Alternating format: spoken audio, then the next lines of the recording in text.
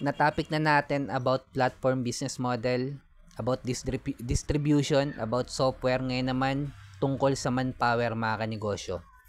Call center, agency mga kanegosyo.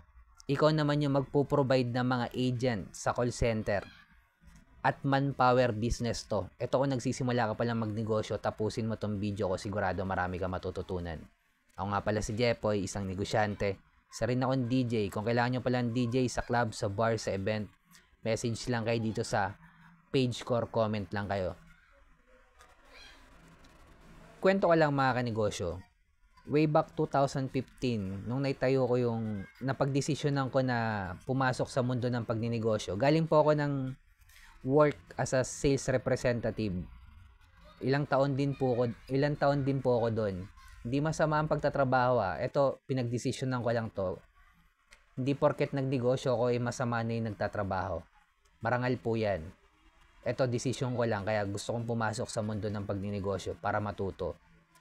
Bakit sari-sari store yun na itayo ko?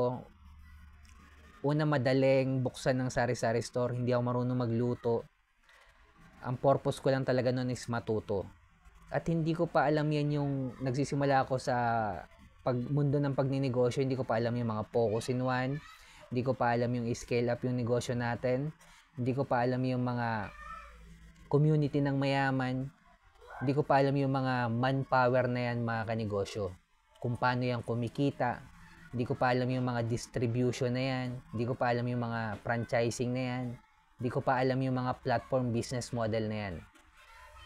At sa pagtaha ko sa mundo ng pagninegosyo, unti-unti ko silang natututunan na pwede ka rin palang kumita sa pamamagitan ng pagpo-provide ng mga tao. Tulad na lang ng ginagawa ng mga agency sa call center. Na kung saan, paano kumikita? Ikaw yung magte-training ng mga future or pwedeng maging call center agent. Iti-training mo sila ng, sabihin na natin 1 month.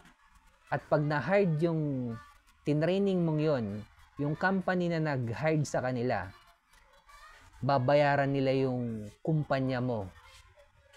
At sa pamamagitan ng pagpo-provide ng mga tao, specifically ng mga call center agents sa isang kumpanya, ay isang negosyo din yan mga kanegosyo. Dahil yung mismong kumpanya ang magbabayad sa'yo kapag na-hired yung taong tinraining mo. Ganun kumikita ang call center agency na ikaw yung nagpo-provide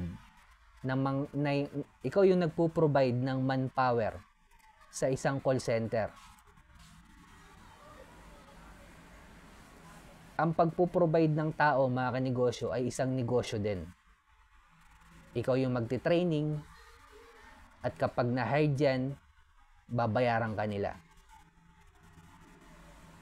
Hindi lang call center, pwede mong i-provide mga kanegosyo. Sa security guard, sa artista man yan, sa pagdi-DJ man yan, sa school pa yan, is consider na manpower business mga kanegosyo. Ikaw yung naghuhulma ng skills nila. Kahit sa construction, kung kailangan nila ng mga karpentero, ikaw bilang karpentero, nagtuturo ka ng mga future na pwedeng maging karpentero. At kapag yung mga kumpanyang construction firm na kailangan sila ng karpentero, ikaw yung magpo-provide. Consider na negosyo yon. Kapag mason, ganun din. Electrician, ganun din. Ikaw yung magte-training sa mga future na electrician, future na mason. Consider na business mga kanegosyo. Tinuturuan mo sila ng skills. At kapag na-hired sila, doon ka kikita. Kaya kung nagsisimula ka pala magnegosyo, focus in one, scale up yung negosyo natin sa level 2 business model. Kung hindi man yan franchising, kung hindi man yan platform, kung hindi man yan distribution or software, pwedeng manpower yan na pwede kang kumita pa rin sa pagpo-provide ng mga tao or pagsusupply ng mga tao sa isang kumpanya. na kailangan ng specific na skills.